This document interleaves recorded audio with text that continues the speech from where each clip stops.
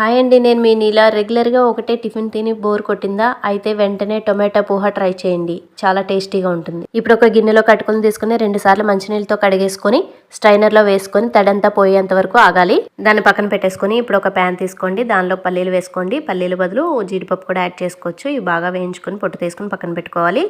ఇప్పుడు అదే ప్యాన్లో 3 స్పూన్లు ఆయిల్ వేసుకొని శనగపప్పు, అల్లం తురుము, పచ్చిమిర్చి తురుము, జీలకర్ర, ఆవాలు అన్నీ బాగా వేయించుకోవాలి.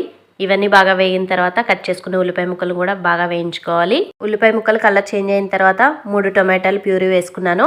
ఇప్పుడు దీనిలో పసుపు, ఉప్పు, కారం అన్నీ వేసి బాగా దగ్గరగా వేయించుకోవాలి. మొత్తం పచ్చివాసన అంతా పోయేదాకా వేయించుకుంటేనే ఈ పోహా టేస్ట్ వస్తుంది. మీరు ఇక్కడ వాటర్ కూడా యాడ్ చేసుకుని బాగా దగ్గరికంటా రానిచ్చుకోవచ్చు.